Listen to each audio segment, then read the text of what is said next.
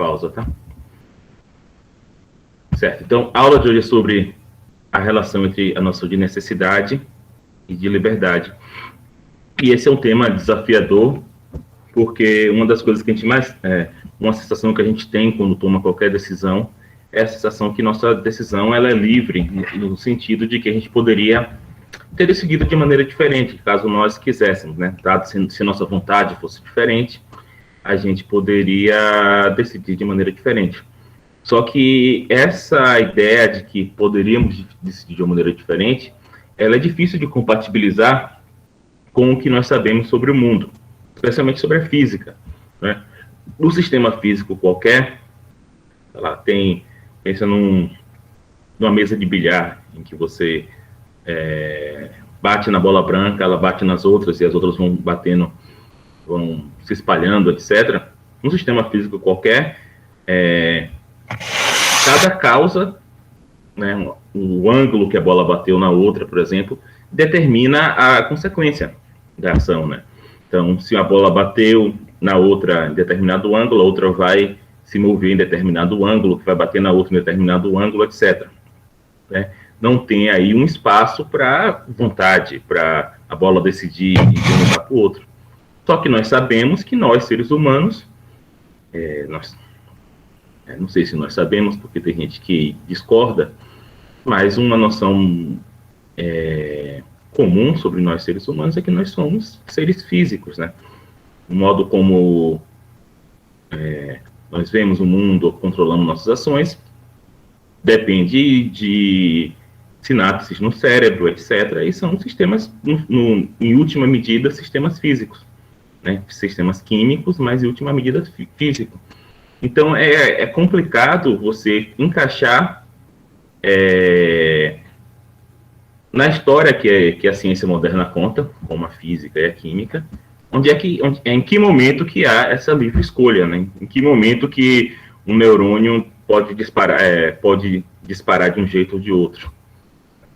Você sabe que o neurônio, eles disparam dependendo do estímulo que eles têm de outros neurônios, e tem um limite, que a partir daquele momento o neurônio dispara.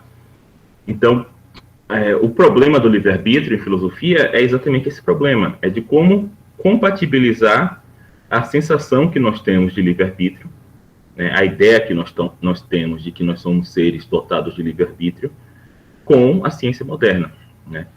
Tem uma versão mais antiga desse mesmo problema, que era a versão medieval desse problema, antes de você ter a ciência moderna, que era como compatibilizar o livre-arbítrio com o conhecimento divino, né? Deus sabe todas as coisas, sabe, inclusive, o que vai acontecer no futuro. É como se o tempo e o espaço estivesse aqui e Deus estivesse vendo de cima, né? Ele sabe tudo que aconteceu e que vai acontecer, porque ele é onisciente. Então, como você pode compatibilizar a onisciência de Deus com o livre-arbítrio dos seres humanos? Essa é outra versão do mesmo problema. Tá? Então, essa aula aqui é uma aula do terceiro módulo do nosso curso, né? Que seria um módulo sobre filosofia teórica, né? Então, se perceba que a gente não está tratando aqui mais de questões práticas, a gente está tratando de questões teóricas, como compatibilizar o livre-arbítrio com a imagem que a gente tem do mundo, a imagem científica do mundo, né? Então, vamos começar a nossa exploração desse tema, né, do tema da relação entre liberdade e necessidade. A necessidade que eu estou falando aqui é o seguinte, né? A causalidade no mundo físico, ela carrega um tipo de necessidade, né? Como eu falei, dependendo de como a bola bateu na outra, do ângulo certo e da força, né, do ímpeto da bola, a outra vai se comportar, necessariamente vai se comportar de determinado jeito. Não tem diferentes possibilidades, né? Então, a aula de hoje é sobre as relações entre liberdade, né, no sentido de livre-arbítrio, e necessidade. Vamos começar, então, com uma história mais ou menos cotidiana, né? Talvez cotidiana demais para o nosso próprio bem. Suponha que você está no restaurante self-service, tá? E ao chegar no balcão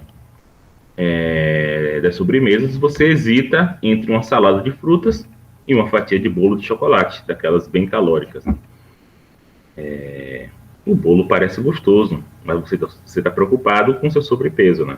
Não sei vocês, eu na pandemia engordei 10 quilos. Então, talvez por isso eu tenha escrito, comecei essa aula com esse exemplo. Mesmo assim, você acaba escolhendo um bolo, né? Como eu falei, é uma história cotidiana demais para o nosso próprio bem. No outro dia, após de pesar na farmácia, você pensa consigo mesmo, pô, eu não deveria ter comido o bolo. Eu poderia ter comido a salada de fruta.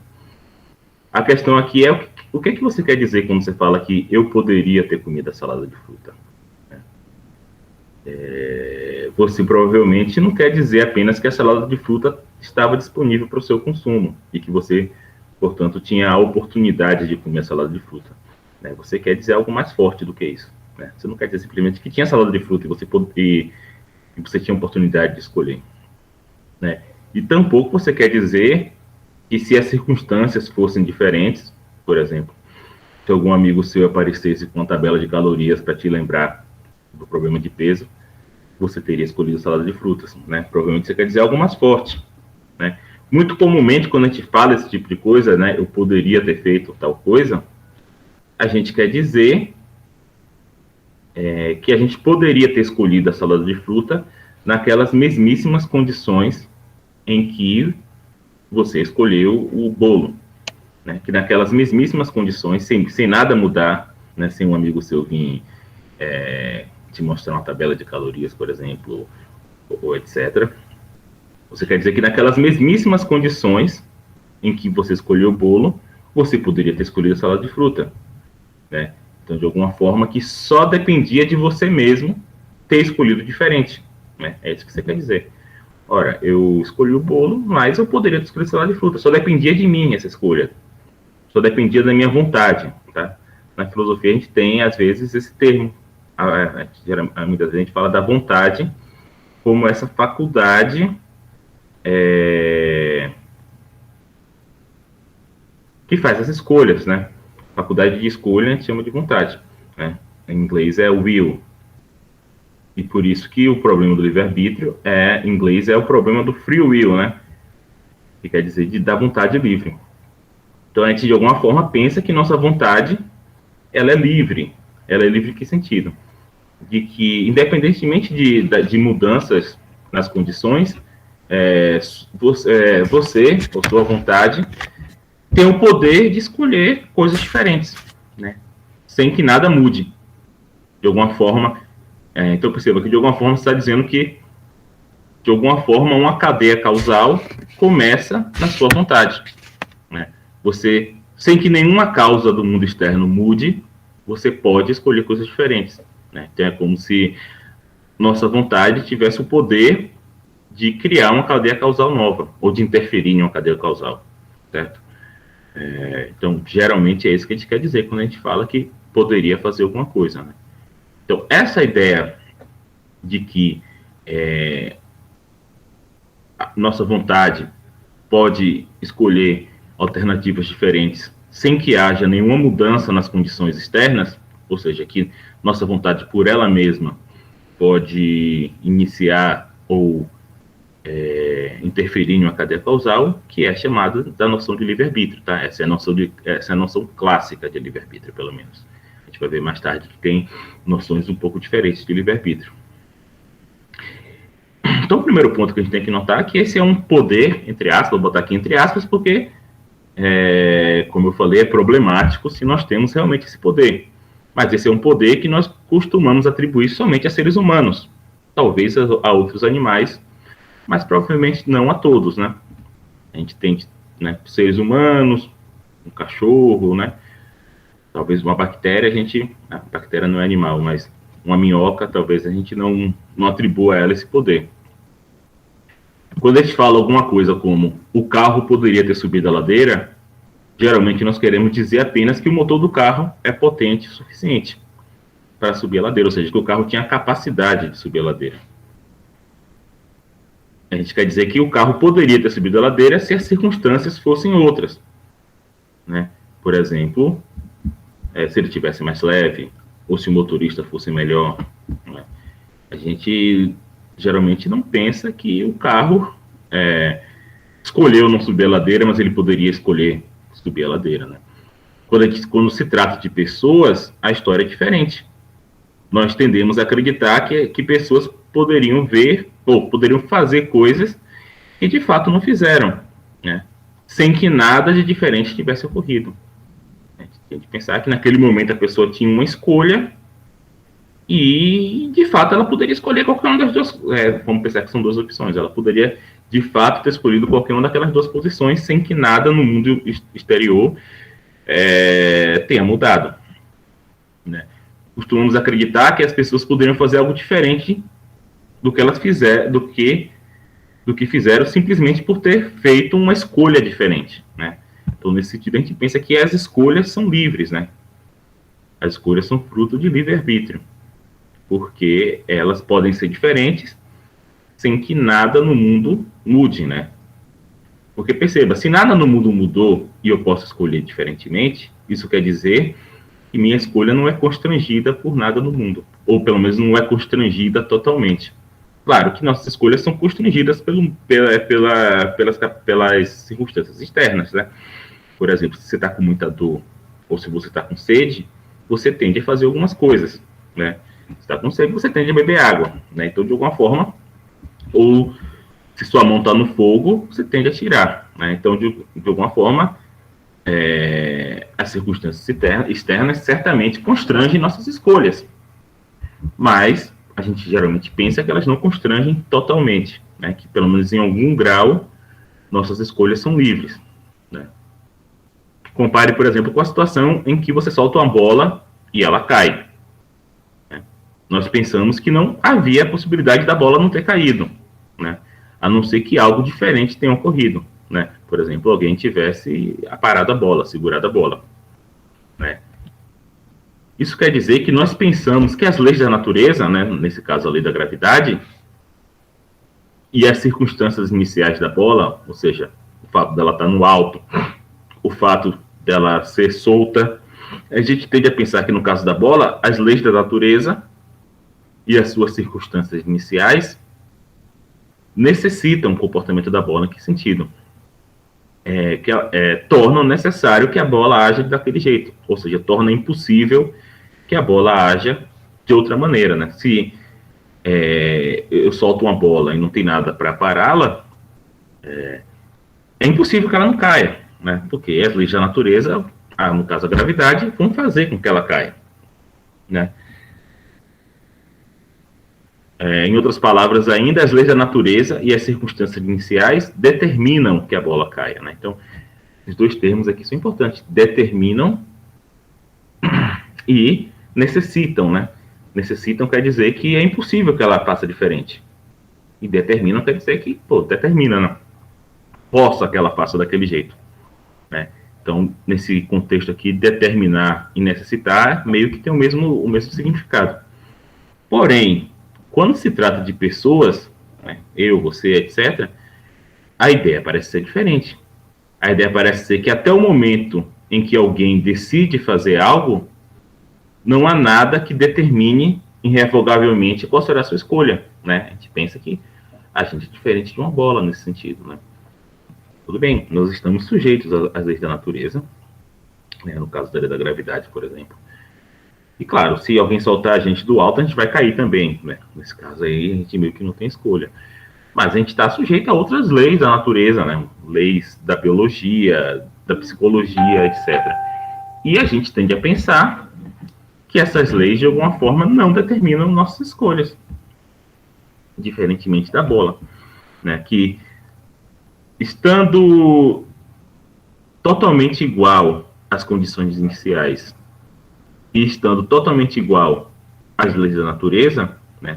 Nada mudou no mundo, mesmo assim, a gente pensa que a gente poderia ter feito uma escolha diferente, né? Ou seja, nem as circunstâncias da decisão e nem as leis da natureza determinariam nossa escolha, né? Por isso a gente pensa que nosso processo de escolha ele é livre nesse sentido, no sentido de não ser determinado pelas leis da natureza e condições iniciais, mesmo que sofra alguma influência. A gente pensa que ele não é determinado. Então, quando você diz que poderia ter comido a salada de frutas, você parece estar dizendo que não era determinado que você comeria o bolo de chocolate, né? Do mesmo modo que é determinado que a bola caia.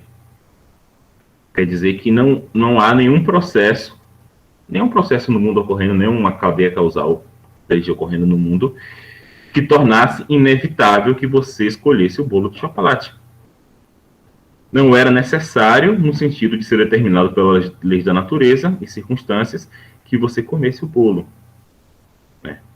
Isso quer dizer a mesma coisa que você pensa que era possível que você não comesse o bolo. Né?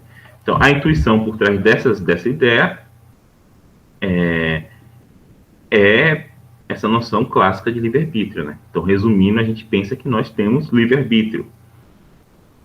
E dessa noção clássica de livre-arbítrio, isso quer dizer que nossas escolhas não são totalmente determinadas pelas condições iniciais e pelas leis da natureza. Tá? Que existe uma brecha, né? Não importa quão grande seja, você pode pensar, não, em certo sentido é determinado, né? Se você nasceu pobre, ou se você, etc. Então, mesmo que seja determinado até certo grau, a ideia de livre-arbítrio é que não é totalmente determinado, que existe ali uma margem de escolha. Tá? Então, como eu falei para vocês, essa noção de livre-arbítrio, ela entra em choque, ela é difícil de compatibilizar com a ideia do determinismo. Tá? Então, algumas pessoas pensam que não é possível que nossas escolhas sejam livres nesse sentido forte, de não serem determinadas por nenhum processo natural que esteja ocorrendo. Principalmente com a ascensão da ciência moderna, né, lá no século XVII, XVIII, tornou-se comum perceber o universo inteiro como um grande sistema determinista. Tá? Depois eu vou puxar um adendo por causa de questões da mecânica quântica. Tá? Mas vamos pensar aqui na física clássica, pelo menos. Na física clássica, todo o universo é tomado como um sistema determinista. Em que sentido? Quando você diz que um sistema é determinista, você está dizendo que tudo que nele acontece resulta de causas anteriores. E que, tão logo as causas ocorram, os efeitos se seguem inevitavelmente, né, dadas as leis da natureza que regem o sistema. Em outras palavras, no sistema determinista, todos os eventos que ocorrem são determinados pelas circunstâncias iniciais e pelas leis naturais. Na visão da ciência moderna, a natureza seria fundamentalmente constituída de partículas físicas, né? Átomos, ou provavelmente partículas menores até, e teria o seu comportamento determinado pelas leis fundamentais da física. Né? Então, a descrição, pelo menos de sistemas maiores, né, que a gente vai ver, existem algumas questões sobre mecânica quântica, quando você vai tratar de sistemas muito pequenos, né? A descrição de sistemas maiores, como organismos, seres humanos, em termos de partículas elementares e leis fundamentais, seriam incrivelmente complicada, né? Imagina quantos átomos nosso corpo é composto e quantas interações entre esses átomos existem a cada milésimo de segundo, né? Mas, fundamentalmente, todo o sistema estaria sujeito a essas mesmas leis, né? Enfim, a ideia é que tudo o que acontece é determinado pelas leis da natureza e as circunstâncias iniciais. Tudo o que acontece necessariamente nesse sentido, no sentido de ser determinado por suas causas. A expressão mais vívida dessa ideia foi dada pelo matemático francês Pierre-Simon Laplace. Eu acho que vocês devem ter ouvido falar disso na escola. Em 1819, Laplace afirmou que se um observador supremamente inteligente, né, podemos aqui pensar em Deus, né, já que Deus supostamente é um ser supremamente inteligente, né, ele sabe todas as coisas e provavelmente deve pensar bem rápido e tirar conclusões bem rápido. Deve ser bom de lógica, etc. Deve ser bom de matemática e tudo mais. Se a gente pensasse um ser assim, supremamente inteligente, e nós disséssemos para ele as condições iniciais e a velocidade exata de cada partícula do universo, né, vamos dizer assim, antes do Big Bang ou no primeiro milésimo de segundo após o Big Bang, e nós informássemos para ele também as leis da física, né, supondo que nós soubéssemos das leis da física de maneira exata e completa, esse ser conseguiria prever, sem margens para dúvida, todos os estados futuros do universo, né? Essa imagem que Laplace colocou, ele chamou de o demônio de Laplace, né? Essa ideia de que, né, você pode pensar como Deus ou como um supercomputador muito poderoso que é capaz simplesmente de simular todo o universo, né? Hoje em dia a gente está acostumado com noção de simulação de computador. Imagine um computador muito poderoso que tivesse capacidade computacional de simular todo o universo, partícula por partícula. Obviamente isso é impossível, tá? Porque o computador é parte do universo. Então ele teria que simular ele mesmo, simulando o universo, simulando o universo, simulando o universo. Mas vamos pensar que é um computador, é um demônio de Laplace, ou é o próprio Deus. E nós simplesmente informássemos para ele quais são o estado inicial de cada partícula e quais são as leis, ele poderia simplesmente fazer um cálculo muito complicado. E você podia perguntar para ele como é que está o universo em 2021. Ele ia falar, ó, tá rolando Covid, Bolsonaro tá presidente do Brasil, né? Ele ia conseguir tirar todas as conclusões simplesmente porque ele sabe, ele tem toda a informação necessária, né? No caso, que é a posição das partículas, e as leis da física, né? Essa ideia para a gente hoje em dia ela não é tão exótica, né? A gente faz coisas, por exemplo, como meteorologia, né? A meteorologia ela faz mais ou menos isso. Você dá alguns parâmetros para o computador, pressão atmosférica, umidade do ar, etc. E ele calcula como é que vai estar o tempo daqui a 3 dias, 2 dias, né? É mais ou menos essa a ideia. Só que, obviamente, nossa meteorologia não é perfeita porque, número um, nossos computadores não são tão potentes quanto o demônio de Laplace. Né? Por mais que se use supercomputadores, etc., ele sempre vai ter um limite de processamento. Né? Então, por isso, a gente não simula tudo nos mínimos detalhes. Né? Cada pequena diferença de pressão em diferentes lugares, etc., a gente faz uma coisa mais grosseira. E, em segundo lugar, porque também nosso conhecimento das leis da natureza também não é completo, também não é perfeito, né? Mas, assim, a ideia que você tem, a ideia da física clássica é essa, que você, tendo as leis, tendo a posição inicial, você consegue calcular o estado do sistema em qualquer posição, né? E é o que a gente faz quando a gente está estudando física na escola, né? O professor fala, olha só, tem uma bola em tal lugar que o cara vai chutar em tal ângulo e o gol está a tal distância e tem tal altura. Ele vai acertar ou não? E a gente tem que fazer lá uma equação de segundo grau para saber qual é a parábola que a bola vai fazer, se ela vai cair dentro do gol ou fora. E, obviamente, quando a gente está estudando isso na escola, para simplificar, o professor faz várias idealizações, né? Imagina que não tem atrito, imagina que não tem resistência do ar, para simplificar o cálculo, né? Mas a ideia é que se a gente soubesse todas as informações necessárias sobre atrito e sobre resistência do ar, sobre o formato da bola milimetricamente, o material da bola milimetricamente, e nós fôssemos muito bons em matemática, né, nós conseguíssemos fazer o cálculo muito bem, né, que seria um cálculo muito mais complexo, nós descobriríamos se a bola vai cair dentro ou não, né? Como, por exemplo, os caras que vão lançar um foguete para a Lua, ou um foguete só, né? Sei lá, o Elon Musk que lançou um foguete para a galera rica ver a Terra.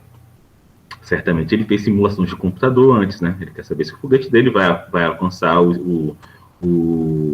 altura correta, se o foguete dele vai, né, se vai dar para ver a Terra, onde é que vai cair. Tudo isso ele fez simulações antes, mesmo que simulações imperfeitas, porque, como eu disse, qualquer computador nosso ele tem limitações de processamento. E também qualquer medida que a gente faz do mundo, né, sempre tem uma margem de erro, e também a gente não tem um conhecimento completo das leis da física. Então, qual é o problema agora? Né? Imagina o demônio de Laplace fazendo esse cálculo. Ora, nós somos parte do universo. Os seres humanos são parte do universo. Nós fazemos parte do universo, e aquilo que acontece dentro da nossa pele, por exemplo, dentro do nosso cérebro, está sujeito às mesmas leis que o resto. Né? Nosso cérebro não é composto de uma matéria de tipo diferente. Né? A gente tem átomos de carbono, de hidrogênio, etc. São os mesmos átomos que as coisas fora de nós são compostas. Né? Então não tem por que pensar que leis diferentes, ou pelo menos que essa nossa massa cinzenta tenha propriedades diferentes do resto do mundo, né? Porque ela é feita exatamente das mesmas coisas, né? Obviamente, se você assumir aqui um tipo de materialismo ou fisicalismo sobre o ser humano, né? Tem gente que tem posições dualistas, né? De achar que o ser humano ele é composto não só pela matéria, mas que tem algum tipo de alma ou algo desse tipo, que aí seria composto de algum tipo de substância diferente, né? Pensando no espiritismo, é ectoplasma, né? No caso de outras religiões cristãs, não é determinado qual é o tipo porque não é matéria, né? É imaterial, mas não é determinado que tipo de coisa é feita uma alma. Mas supostamente uma alma não estaria sujeita às mesmas leis da física que o corpo. E isso a princípio explicaria de onde é que vem nosso livre-arbítrio, né? Nosso livre-arbítrio vem da alma, e não está sujeito às leis da física. Né? Então, essa é uma posição comum.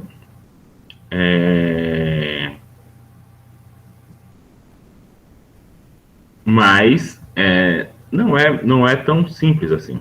Né?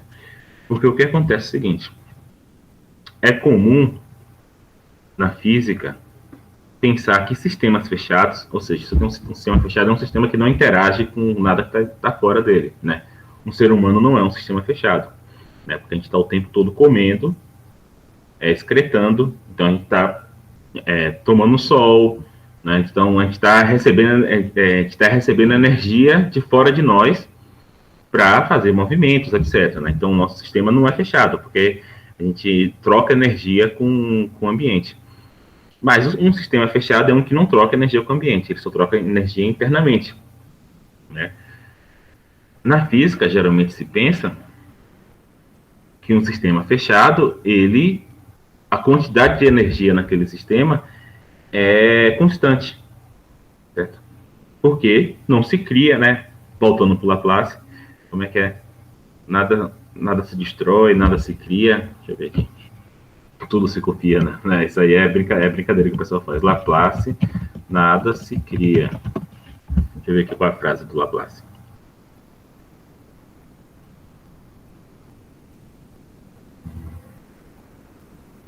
Nada se perde, nada se cria, tudo se transforma, né? Então, essa frase quer dizer exatamente isso, que quando você tem um sistema fechado, né, você não perde energia e nem ganha, porque aquela energia fica constante dentro daquele sistema. As coisas vão se transformando, energia, por exemplo, potencial, né? Quando você está com uma bola, está no alto, ela tem energia potencial.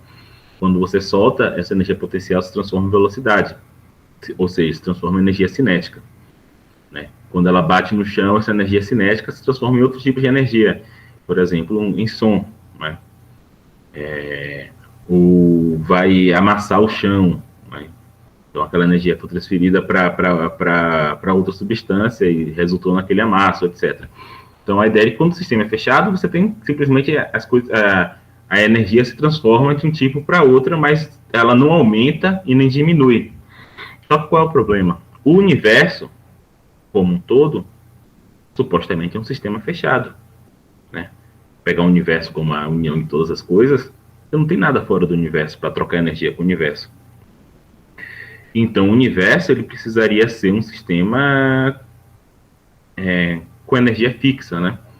Só que se você tem almas interagindo com o físico, ou seja, se minha alma me faz mexer meu braço, ou qualquer coisa disso, de alguma forma parece que a alma estaria introduzindo energia naquele sistema, né? Porque ela estaria criando novas cadeias causais, ela estaria causando movimentos naquele sistema. E isso é incompatível com a física moderna. Então, para quem acredita em alma, como o próprio Descartes, né? Descartes, o filósofo moderno, você tem essa dificuldade de explicar a interação entre o corpo e a alma, exatamente por esse ponto. Porque a interação entre o corpo e a alma parece pressupor que energia está sendo introduzida no sistema físico quando é uma lei da física que isso não pode acontecer. Né? Então, esse, por exemplo, é um problema na filosofia moderna, né? Porque Descartes, além de ser filósofo, ele é um físico importante. E ele não só ele acreditava nessa ideia da fechamento, o nome que se dá para isso é fechamento causal do universo físico. Como ele foi um dos caras responsáveis por chegar a essa ideia. Né? Descartes foi um dos caras responsáveis pela ideia de inércia, por algumas noções de energia, da física, etc. Certo? Então, o problema não termina totalmente se a gente pensar que existe alma. Certo? Na verdade, você introduz outros problemas que você vai tentar explicar de outras maneiras. Certo? Então, voltando ao assunto, os movimentos dos nossos braços, nossas pernas, nossa língua, são desencadeados por acontecimentos que ocorrem em nosso cérebro, que, por sua vez, são causados por outros acontecimentos físicos, por exemplo, a luz que incide na nossa retina, que, por sua vez, são causados por outros acontecimentos físicos, que são causados por outros acontecimentos físicos, etc., até o início do universo. Desse modo, o observador perfeito de Laplace, o demônio de Laplace, conseguiria prever também nossas ações, da mesma forma que ele conseguiria prever todo o resto. Né? Seres humanos são sistemas bem complexos, né? Se comparar, por exemplo, com o seu cachorro. Né? O cachorro tem reações mais simples, né? E perceba que até você, como um ser humano, a partir da observação do seu cachorro, muitas vezes você consegue prever com bastante exatidão a reação dele, o que ele vai fazer, né? Porque ele, por ser um sistema mais simples do que nós, a gente consegue meio que entender aquele sistema e consegue entender, ó, sempre que acontece isso, o cachorro vai fazer tal coisa. Ele vai rosnar, ele vai deitar, etc. Da mesma forma, o demônio de Laplace, ele faria a mesma coisa com a gente. Ele conseguiria prever o nosso comportamento de maneira até mais perfeita do que a gente prevê o comportamento do nosso cachorro, né? A gente prevê o comportamento do nosso cachorro simplesmente por observação. Né? Então, na verdade, o demônio de Laplace conseguiria prever, antes mesmo de você ter nascido, que naquele dia, naquele fatídico dia, no restaurante self-service, você escolheria o calórico bolo em vez da salada de frutas. Né? Mas se nosso comportamento pode ser inteiramente previsto por um supercomputador, por um demônio, etc., em que sentido nossas escolhas são livres? Né? Então, espero que vocês tenham percebido aqui qual é a tensão entre a noção de liberdade, nesse sentido forte, de que você poderia tomar escolhas diferentes, dadas as mesmas condições iniciais e dadas as mesmas leis da natureza. Então, há o conflito, a tensão entre essa noção e a ideia de que as leis da natureza e o estado inicial de objetos, de etc., determinam seus estados futuros. Né? Então, a ideia... Então, vamos tomar essa noção aqui de que estados iniciais, os estados de um sistema são determinados pelos seus estados iniciais e pelas leis que regem o sistema. Vamos chamar essa ideia de determinismo. Certo? Então, a ideia do determinismo é que nossas escolhas são determinadas pelas leis da natureza, né? Leis da física, mas também leis de, vamos chamar assim, de ordem mais altas, né? Como leis da biologia, leis da psicologia, leis da sociologia também, né? Juntamente com nossa constituição hereditária, nosso DNA e as circunstâncias sociais nos quais nós nos encontramos. Nossa constituição física no momento que fazemos as escolhas, etc. Né? Talvez outros fatores que não desconhecemos. Então, a ideia seria que aquele tipo de pessoa que tem aquele DNA, que foi criado em determinadas circunstâncias, que está em determinadas circunstâncias, ao ser dado para ele a escolha de bolo e entre bolo e salada de fruta, ele vai escolher o bolo, certo?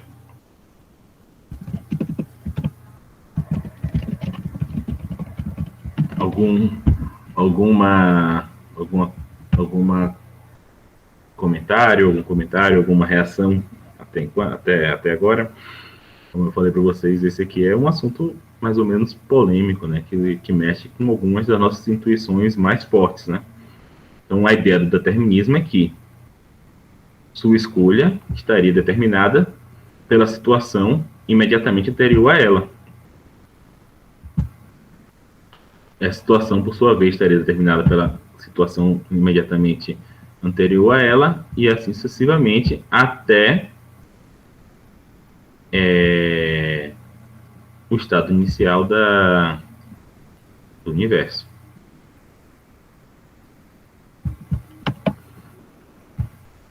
Alguma comentário? Vou até aproveitar aqui, esperando ver se vocês têm um comentário. Eu lembrei que eu tenho alguns slides aqui para essa aula. Posso colocar. Só diminuir aqui a tela. Professor, se aprofundar mais a cabeça dói, viu? Tá devagar aí. Pois é, né? Esse como eu disse, é um tema complicado mesmo. No geral, temas de filosofia teórica tendem a ser mais desse tipo, assim. Olha lá, coloquei aqui uns slides.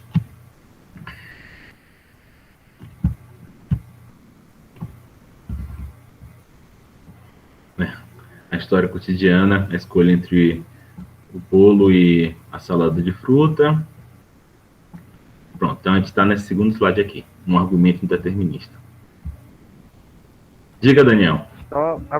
Aproveitando que abri o microfone, eu só vou poder assistir sua aula até às 5 da tarde. Vai até que hora dessa aula hoje? Até às 6, né? Até às 6, né? Porque eu tô entrando em reunião aqui às 5 com o meu chefe. Tá, tudo bem. Talvez a gente termine até mais cedo, mas provavelmente depois das 5. Pronto, tá jóia. Caso eu me ausente antes do final da aula, você tá avisado Tá aí. certo. Tá ok? Tá bom. Valeu, Tá pessoal.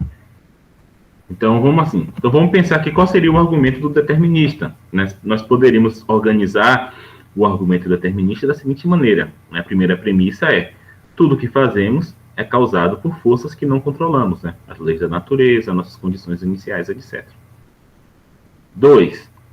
Se nossas ações são causadas por forças que não controlamos, então não agimos livremente. Logo, não agimos livremente, né? O argumento é válido, né? Ele é um modus ponens normal, né? P, se P, então Q, logo Q. Ou seja, a conclusão se segue das premissas. Mas será que o argumento é sólido, né? Ou seja, será que as premissas são verdadeiras? Vamos aqui falar um pouco rapidamente de duas reações que você pode ter ao argumento determinista. Ou seja, duas maneiras de defender o livre-arbítrio de maneiras diferentes, tá? Então, basicamente, tem três posições nessa discussão. Você tem a posição determinista, ou seja, falando de maneira mais exata, a posição incompatibilista determinista, ou seja, a posição de que, olha, livre-arbítrio é incompatível com o determinismo e o determinismo é correto. Tá? Então, essa é a primeira posição, a posição determinista. Uma segunda posição é negar a primeira premissa. Falar, ora, é falso que tudo que fazemos é causado por forças que não controlamos. Por exemplo, alguma das coisas que nós fazemos são controladas por nossa vontade. Então, essa visão é também uma visão incompatibilista, ou seja, ela está dizendo que, realmente, se o determinismo fosse correto, o livre-arbítrio seria falso. Ou seja, ela concorda com a premissa 2. Só que ela fala, se o determinismo for correto, o livre-arbítrio não existe, só que o determinismo é incorreto. Né? Então ela está negando a premissa 1. Essa posição é chamada de libertismo, algo desse tipo. Ou seja, uma posição pró-livre-arbítrio. Né? A primeira posição era pró-determinismo. Então, o libertismo nega a primeira premissa. Tudo o que fazemos é causado por forças que não controlamos. E afirma que todas nossas ações, que nem todas as nossas ações são causalmente determinadas. Só que você tem outra posição, outra maneira de defender o livre-arbítrio, que é aceitar a primeira premissa, ou seja, aceitar o determinismo. Falar, realmente, todas as nossas ações são causadas por forças que não controlamos. Mas negar a segunda premissa. Falar, olha, mas mesmo assim, nós somos livres. Certo? Essa posição é chamada de compatibilismo. Ou seja, está falando assim, livre-arbítrio é compatível com o determinismo. E, geralmente, quem defende essa posição dando uma definição diferente da noção de livre-arbítrio. Tá? Então, vamos falar aqui um pouco primeiro do libertismo. Né? Como eu disse antes, o libertismo é a ideia de que, pelo menos algumas de nossas ações são livres. Porque, na verdade, elas não são causalmente determinadas. Né? Ou seja, a primeira premissa é falsa. Segundo essa perspectiva, as escolhas humanas não estariam constrangidas pelas leis da natureza, da mesma forma que outros acontecimentos do mundo estão. Ou seja, uma bola que cai está constrangida pelas leis da natureza, mas as escolhas humanas não. Então, essa é meio que a posição de senso comum. A gente pode pensar alguns argumentos a favor dessa posição. O primeiro argumento seria o argumento da experiência. Né? Uma ideia tentadora é a de que simplesmente sabemos que somos livres, porque percebemos imediatamente que somos livres a cada vez que fazemos uma escolha. Esse argumento seria falar assim, que maluquice se falar que nós não somos livres. Óbvio que nós somos. Toda vez que eu faço uma escolha, eu percebo isso. Certo? De fato, a sensação interior, a sensação que nós temos de que a liberdade que nós temos é tão poderosa, a sensação que nós temos de liberdade é tão poderosa que talvez sejamos incapazes de abandonar essa ideia. Né? Provavelmente até o filósofo que defende o determinismo, ele tem essa sensação. Né? Realmente nós temos essa sensação que nossas escolhas são livres. Né? Por mais que se dê argumentos contrários, a gente continua tendo essa sensação. Né? Além disso, e esse é um ponto também muito importante, sentimentos humanos importantes, como, por exemplo, o orgulho e a vergonha, também parecem pressupor livre-arbítrio. Né? Alguém que conquista uma vitória ou um sucesso numa prova, por vezes se sente orgulhoso. Né? Por outro lado, alguém que faz algo de errado e é pego, muitas vezes se sente envergonhado. Porém, se nossas ações se devem a fatores externos que nós não controlamos, ou seja, se nós não somos livres, os sentimentos de orgulho e vergonha parecem ser irracionais. Né? Porque teremos orgulho de algo que se deve a circunstâncias e que está fora do nosso controle? Por que eu deveria ter vergonha de algo que para mim era impossível evitar? Né? Então parece que a noção de livre-arbítrio está impregnada até no nosso vocabulário, né? Como, por exemplo, na ideia de orgulho e vergonha. Na ideia de responsabilidade moral também. Né?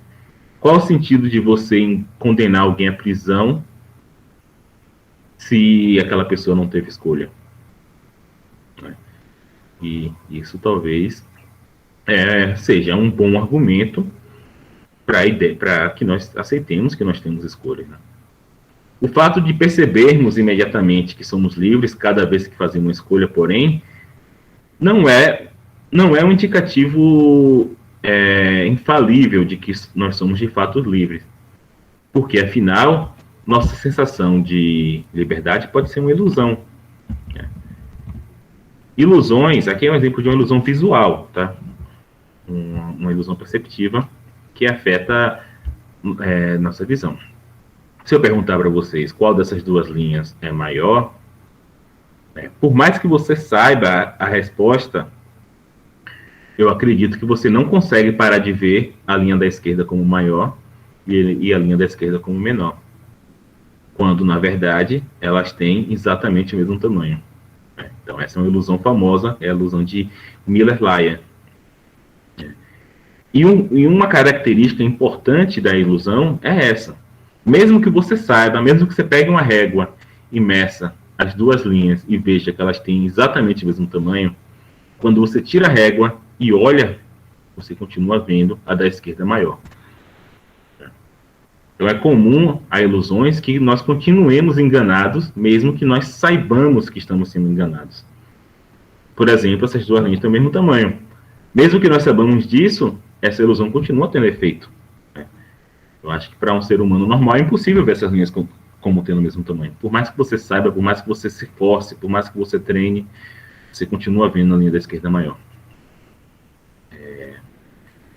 No jargão da psicologia cognitiva e da filosofia da mente, a gente expressa isso dizendo que ilusões são cognitivamente impenetráveis. Ou seja, o módulo da visão, ele meio que funciona, né, a parte do cérebro que comanda a visão, ele meio que funciona de maneira independente da parte do cérebro, né, a parte do cérebro que comanda a visão é basicamente aqui atrás. O processamento de imagem começa aqui atrás, na V0, V1, V2, até aqui assim mais ou menos. Depois ela vai aqui para o lado, no lobo temporal, onde processa o movimento e tal. E só depois que chega no córtex. E o córtex é a parte ligada à cognição alta, como, por exemplo, suas crenças e também suas escolhas, né? Esse processamento é feito aqui mais nessa parte aqui da frente, no córtex frontal. Então, o processamento da visão, ele ocorre antes do sinal chegar no córtex.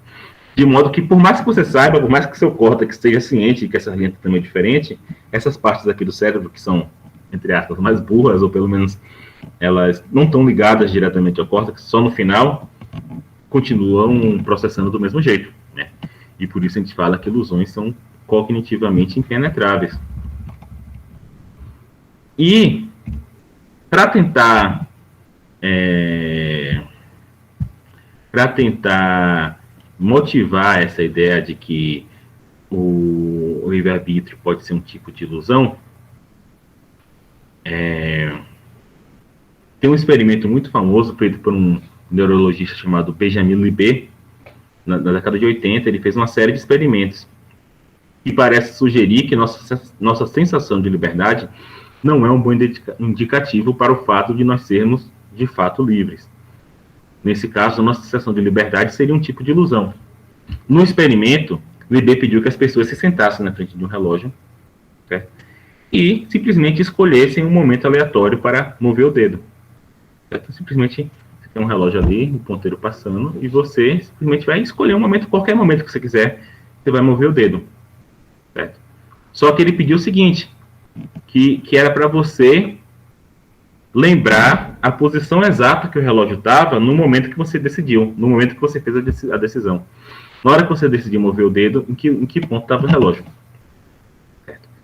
E, ao mesmo tempo, o Libet, ele colocou os eletrodos aqui na cabeça, fez um eletrocefalograma, para ver a atividade cerebral na área do cérebro que faz as decisões, ou seja, no córtex frontal. E ele percebeu uma coisa estranha. Ele percebeu que a atividade no córtex central, no córtex frontal, ou seja, a tomada de decisão, ocorria 3 segundos antes da pessoa dizer que tomou a decisão. Então, de alguma forma, a decisão é tomada pelo córtex frontal e só depois ele manda a informação para a consciência. Ou seja, a decisão é tomada antes de você ter consciência de qual decisão é aquela. Né? Essa é uma das interpretações dos resultados de Libet. Então, repetindo, Libet descobriu que a atividade cerebral inconsciente, no córtex motor, que leva a decisão consciente do sujeito de girar o pulso, né, mover o dedo, começava cerca de, não é 3 segundos, não, meio segundo antes do sujeito mexer o dedo. E 3 décimos antes do sujeito ter a sensação consciente de que moveu o dedo. Então, antes da pessoa mover o dedo, antes da pessoa ter a sensação de que decidiu mover o dedo, meio segundo antes, o cérebro já tinha decidido mover o dedo. Então, as descobertas de Libet sugerem que as decisões tomadas por um ser humano são primeiro tomadas em um nível subconsciente, inconsciente, e só depois são traduzidas para uma decisão consciente. Então, quando achamos que estamos tomando uma decisão, muitas vezes a decisão já foi tomada pelo cérebro e nós simplesmente não tomamos consciência disso ainda. Então, nesse sentido, a sensação de que estamos decidindo livremente ocorre depois que a decisão já foi tomada. Então, isso daqui é um problema para o argumento da experiência. Então, mas perceba uma coisa, os resultados de Libet não mostram que nós não temos livre-arbítrio. Tá? Por exemplo, o processo de decisão inconsciente pode ser livre. O experimento dele não diz que não, ele diz simplesmente que a decisão é tomada inconscientemente primeiro. Mas, quem sabe, a decisão inconsciente é livre. Mas esses resultados sugerem que nossa sensação de liberdade não é um ponto indicativo de que nós somos de fato livres. Então, esse é um problema para o argumento da experiência. Tudo bem, você tem sensação de liberdade, mas isso não quer dizer muita coisa, porque isso aí pode ser só uma ilusão. Outro argumento que é bastante comum em favor do libertismo é o que eu vou chamar de argumento quântico. Na verdade, não é um argumento sério, mas a gente tem, hoje em dia até que saiu de moda um pouco, mas a gente tinha, há um tempo atrás, era muito famoso essa pseudociência do quântico, Não, tudo é quântico, o mundo é quântico, daí suas decisões, tinha aquele negócio lá, o segredo, que suas decisões modificam o mundo, modificam não só seu próprio estado, mas o próprio mundo, porque, sei lá, o mundo é quântico, incerteza, o mundo quântico é incerto, nada está determinado, etc. Você tem outros efeitos quânticos que as pessoas utilizam nessas pseudociências, existe entrelaçamento quântico, ou seja, uma partícula que está em um lugar, quando ela está entrelaçada com outra, quando ela, tentando falar aqui de maneira menos jargão, quando ela gira para um lado, a outra gira para o outro, mesmo que elas não tenham nenhum contato. Então, de alguma forma, você tem uma ação à distância aí, e então, por isso, de alguma forma, o pensamento poderia modificar não só o seu próprio corpo, mas até o próprio mundo, Na verdade, no final das contas, o argumento aí desses livros é simplesmente o seguinte, física quântica é complicada pra caramba, a gente não entende física quântica, a gente não entende também como é que a gente faz escolhas, logo, provavelmente as duas coisas estão relacionadas, deve ser a mesma coisa, porque a gente não entende uma, não entende a outra, Talvez seja isso, Então, mas um ponto interessante colocado pela mecânica quântica é que a mecânica quântica coloca em questão o fato de o universo ser um sistema determinista, Mecânica quântica é bastante complicada, porque, na verdade, a gente tem muitas interpretações da mecânica quântica. Em algumas delas, o universo não é determinista. Porque quando você lança dá um exemplo mais simples, O átomo, um elétron, ele tem uma característica que chama spin. Ele pode estar com spin para cima ou para baixo, certo? Supostamente, não há um fato determinado se o elétron ele vai estar com spin para cima ou para baixo. O que existe é uma função de probabilidade. Ou seja, ele tem tantos por cento que está para cima, tantos por cento que está para baixo, mas ele pode estar qualquer um dos dois.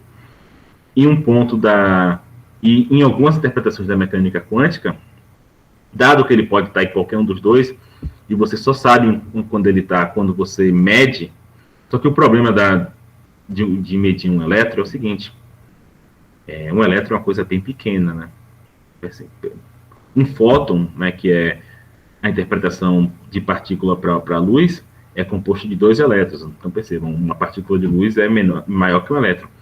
Então, como é que você observa um elétron? Se você jogar uma luz no elétron, você está jogando, na verdade, vários elétrons naquele elétron, E algum vai bater nele ele vai simplesmente mudar o estado dele. Então, é impossível você observar um elétron sem mudar seu estado, né?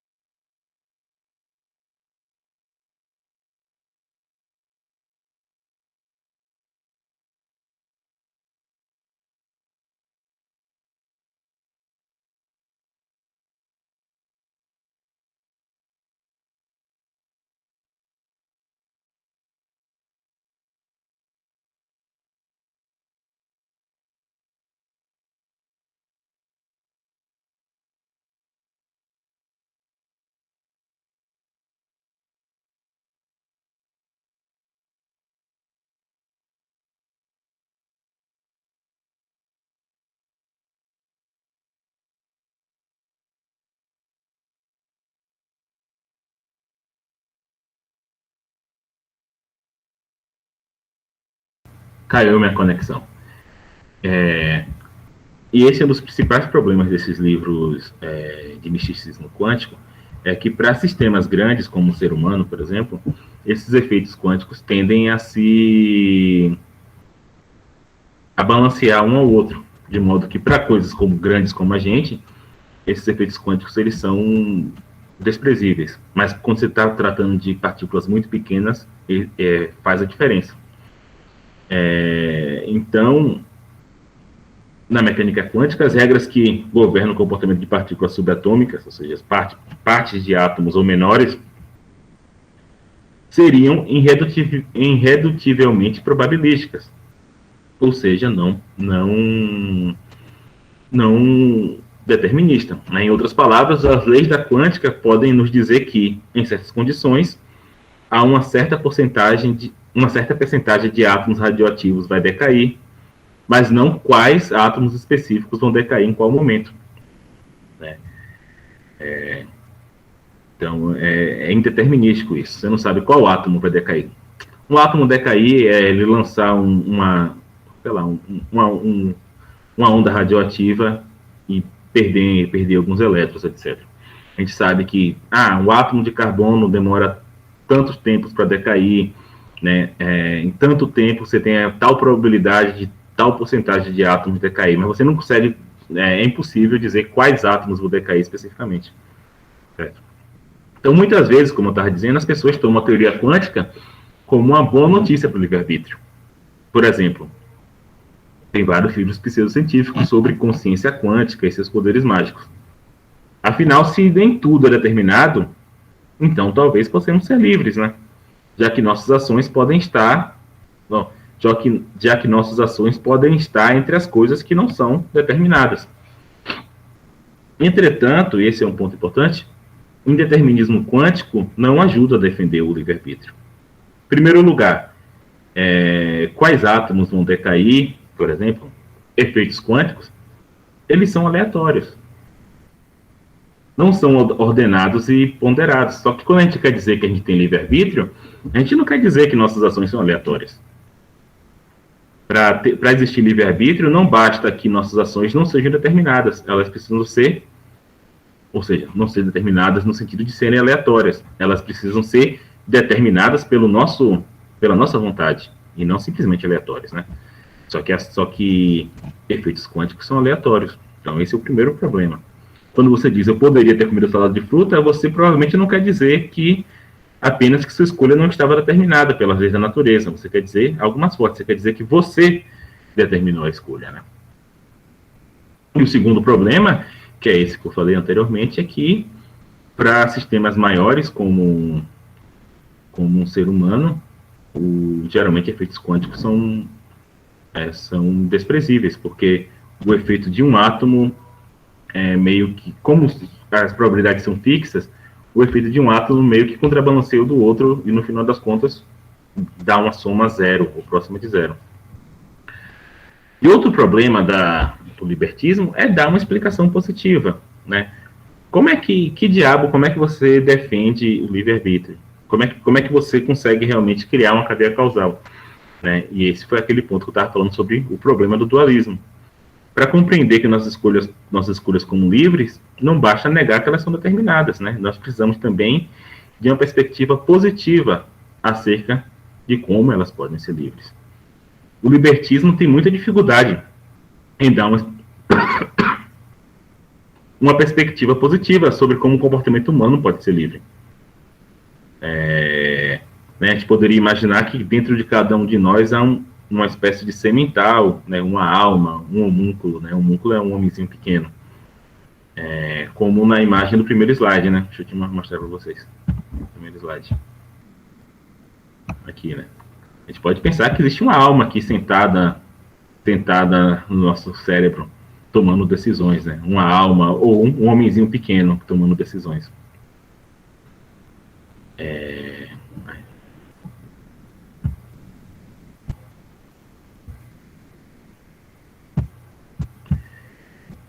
A gente poderia pensar isso. E que as decisões desse homúnculo, dessa alma, não estariam constrangidas pelas leis da natureza. Esse semental, ele estaria fora da cadeia causal do universo físico, mas ainda assim interagiria com ele, causando modificações no mundo. Mas essa opção, como eu falei, não é crível na perspectiva científica. Como eu tentei explicar antes, falando agora de um jeito um pouquinho mais técnico, a segunda lei da termodinâmica, de que a quantidade de entropia de desordem de um sistema termodinamicamente isolado, ou seja, que não troca energia com o sistema externo, a quantidade de entropia tende a aumentar.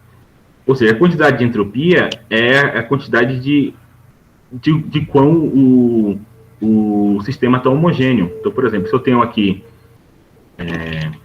eu tenho um balde de água fria e eu jogo água quente dentro, no primeiro segundo a água quente talvez esteja só no meio, mas com o tempo toda a água fica com a mesma temperatura. Ou seja, você tinha um sistema mais organizado no começo, que a água quente estava no meio, a água fria estava fora, e com o tempo a entropia aumenta e o sistema fica desorganizado, no sentido de que você não tem mais distinções ali. A água fica toda da mesma temperatura. E no universo isso tende a acontecer sempre. Ou seja, a quantidade de organização tende a diminuir. Então, por exemplo, pense no nosso sistema solar. Você tem um Sol, o Sol concentra calor ali, né? Só que com o tempo o Sol está lançando raio de calor, está aquecendo o resto do universo e ao mesmo tempo ele está gastando o seu combustível. Em determinado tempo o Sol vai apagar. Então, quando o Sol for apagando até ele apagar, você vai ter a temperatura mais homogênea na nossa galáxia. Ou seja, todo o tempo a entropia está aumentando. Você tem um tempo em que o Sol estava bem mais forte, na nossa época atual o Sol já está um pouco mais fraco, mas ainda assim lançando energia para o resto da galáxia, em determinado momento o Sol vai enfraquecer tanto que ele vai apagar. E nesse momento você vai ter uma entropia muito alta, você vai ter a energia, vai estar igualmente distribuída, a energia, o calor, a energia e tal, vai estar igualmente distribuída pela galáxia, né? Organismos como a gente consegue combater a entropia, mas a gente consegue fazer isso comendo, né? A gente come para gerar energia. A gente gasta energia e consegue mais energia, mas isso porque nós somos sistemas abertos. Né? Se nós fôssemos um sistema fechado, se nós não interagíssemos com o mundo externo, né, a gente também estaria exposto a essa entropia. Só que, como eu falei, um ser mental que causa mudanças no mundo físico estaria adicionando ordem ao sistema, tirando energia do nada. E isso não é compatível com a ciência moderna. Então, qual alternativa resta? Né? Será que uma parte do cérebro opera à margem da rede causal do mundo? Né? Isso parece ainda pior do que o anterior. E é difícil pensar na alternativa melhor. Uma possível resposta a essa pergunta é dizer não há resposta a essa pergunta. É você assumir um tipo de misticismo. Não, é assim porque Deus sabe, a gente não sabe como é que funciona. Uma ação livre seria uma característica básica do mundo que não pode ser explicada. Porém, é meio bizarro que tenhamos que apelar para algo inexplicável para explicar que você poderia ter escolhido salada de fruta em vez do bolo, né? Isso parece um processo de racionalização patológico, né? Então, agora vamos falar aqui um pouco do compatibilismo. Alguns outros filósofos defendem versões do que nós chamamos de compatibilismo. Tem muitas versões do compatibilismo, tá? O que eu vou falar aqui é uma versão bem crua, bem tosquinha. Mas você pode encontrar versões do compatibilismo em Hume, em Kant. Tem muitas versões muito mais sofisticadas do que essa que eu vou falar. O compatibilismo é a ideia de que um ato pode ser livre, mesmo que seja determinado causalmente. Ou seja, que liberdade é compatível com o determinismo. Isso pode parecer estranho, mas vejamos. Então vamos pensar aqui numa versão bem simplificada do compatibilismo. Você pode fazer a seguinte distinção. Algumas ações são obviamente livres e outras são obviamente não livres. Né? Vamos pensar aqui as ações da primeira coluna aqui da tabela. Contribuímos com dinheiro para que uma organização de beneficência, porque decidimos que essa é uma organização que merece nosso apoio. No senso comum, essa é uma ação livre, né? Você contribuiu livremente. Compara com a ação da direita. Entregamos nossa carteira porque um assaltante está apontando uma arma para a nossa cabeça. Essa ação aqui, obviamente, ela não é livre, né? Você está sofrendo uma coerção externa. Vamos pegar aqui agora da esquerda de novo. Apresentamos-nos ao exército porque essa perspectiva de ser soldado nos atrai. Sou um bolsominion, eu quero ser soldado. Vou entrar para o exército. Achamos que essa é uma boa carreira. Uma ação livre. Compara com a ação da direita. Apresentamos ao exército porque fomos convocados e seríamos presos se não nos apresentássemos. Né? A princípio, essa ação não é uma ação livre. Não precisa multiplicar os exemplos, que eu acho que vocês já perceberam a diferença aqui. Eu não vi que... Vai, Giovanni, pode falar. Pode falar, Giovanni. Seria que nem um pensamento mais ou menos de Kant, professor, quando ele diz que a gente é escravo das nossas ações. Isso. Como eu falei, Kant é um compatibilista, né? O compatibilismo dele é bem mais sofisticado do que esse aqui que eu estou falando, mas ele é um compatibilista. Então, ele também vai partir dessa distinção aqui, por isso que você está reconhecendo. Mas o compatibilismo dele é bastante complicado e complexo, depende de saber o resto da teoria dele. Mas, assim, ele também vai partir dessa distinção aqui para tentar fazer outra noção de liberdade que não seja capacidade de tomar uma ação diferente nas mesmas condições. Então, se você vê essas duas colunas da tabela, né, uma coluna tem ações que nós chamamos de livres e outras que nós chamamos de não livres. Então, parece ser uma boa estratégia encontrar a diferença entre elas. Né?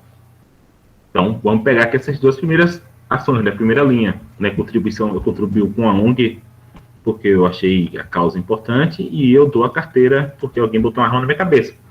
Parece que a primeira é uma ação livre, parece que a segunda não é. Mas o que distingue essas duas ações? Uma ideia é que a primeira ação é livre porque ali nossa escolha se baseia apenas em nossos próprios desejos e crenças. Eu contribuí para a ONG porque eu acredito que é uma causa importante, né? Eu tenho essa crença que aquela causa ali é uma causa importante e eu desejo ajudar causas importantes. Né? Então, eu contribuí, minha escolha aqui tem a ver primariamente com meus próprios desejos e crenças. Ou seja, e não tenho ninguém aqui ditando o que eu tenho que fazer. A segunda ação, quando eu estou com a arma na cabeça, não é livre exatamente porque ali alguém nos dita o que temos que fazer. Um compatibilista pode partir dessa distinção para propor uma noção diferente de liberdade. Você poderia pensar o seguinte: ora, uma ação é livre quando é causada por nossas próprias crenças e desejos. Ou seja, essa ação é causada. Então, ela está sujeita ao determinismo. Só que o que distingue uma ação livre ou não não que uma tenha uma cadeia causal e a outra não tenha, mas como é que essa cadeia causal é constituída? Numa ação livre, a cadeia causal é constituída pelas nossas próprias crenças e desejos, seja lá o que isso for, cerebralmente.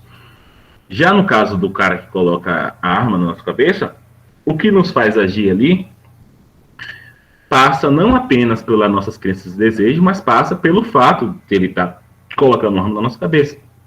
Então, de alguma forma, você tem uma interferência externa.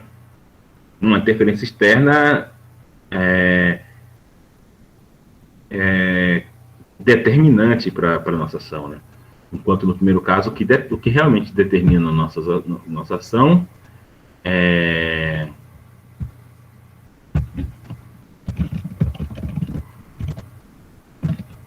são nossas crenças e desejos. Então, repare que essa noção aqui de liberdade ela é perfeitamente compatível com nossas ações serem causalmente determinadas pelo nosso passado, pelas nossas circunstâncias sociais, pelos acontecimentos que ocorrem no nosso cérebro. Então, nesse caso, o livre-arbítrio e o determinismo seriam compatíveis, né? Então, nós poderíamos resumir a ideia básica do compatibilismo dizendo que uma ação ser livre não depende dela não ser causada, mas depende do modo como ela é causada. Se causada por nossas crenças e desejos ou pelas crenças e desejos de outros, né? Por exemplo, você escolheu o bolo livremente, por ser uma pessoa gulosa que é. Você não pode culpar ninguém por isso, a não ser a si mesmo, né? A não ser a si mesmo. Então, e é interessante essa noção do compatibilismo, porque realmente, se nós conhecemos uma pessoa suficientemente bem, muitas vezes nós podemos dizer de antemão que escolhas ela irá fazer, né? Por exemplo, eu tenho uma amiga que vê muitos filmes e eu sei exatamente que tipo de filme ela gosta. Quando eu vou no cinema com ela e vejo os filmes que está passando, eu quase sempre, talvez sempre, consigo prever qual filme que ela quer ver. Por quê? Porque eu a conheço, eu sei qual é o gosto dela. Então, se uma amiga minha está escolhendo um filme para ver essa noite e eu sei que filmes estão em exibição, eu posso prever razoavelmente. Mas isso significa que a escolha dela não é livre? Acho que não, né?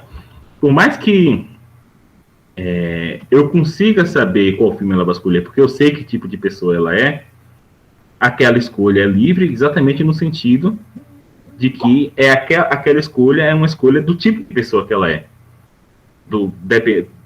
Dados os gostos dela, dadas as crenças dela, dados os desejos dela. Então, aquela pessoa, do jeito que aquela pessoa é, vai fazer aquela escolha. Mas isso não quer dizer que não é livre, né? Ela está escolhendo filme de terror porque ela gosta de filme de terror. Entendeu? Isso não quer dizer que ela é muito viciada em filme de terror, então ela sempre vai escolher o filme de terror. Mas isso não quer dizer que ela não está escolhendo livremente. Certo? Em certo sentido, não é possível que ela escolha de outra forma. Ela sempre escolhe daquele jeito. Mas como ela está escolhendo, dada as crenças,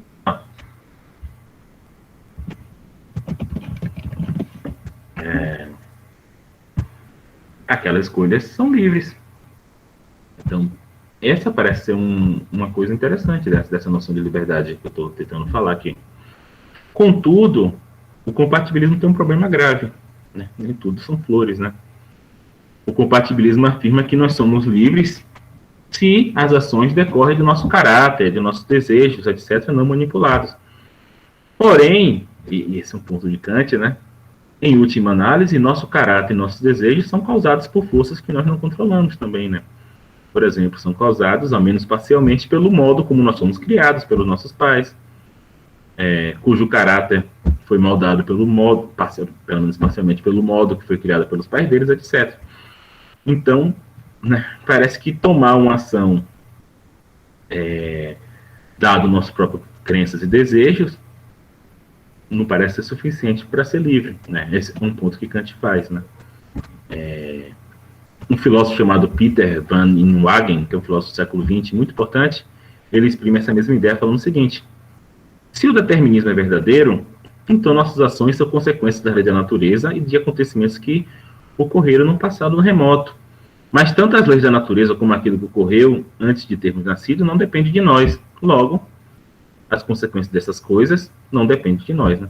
Então, o compatibilismo, de certa forma, ele propõe uma noção diferente de liberdade, mas que é compatível com o determinismo, mas às vezes é difícil você compatibilizar essa noção de liberdade do compatibilismo com a noção de liberdade que nós temos no senso comum, né?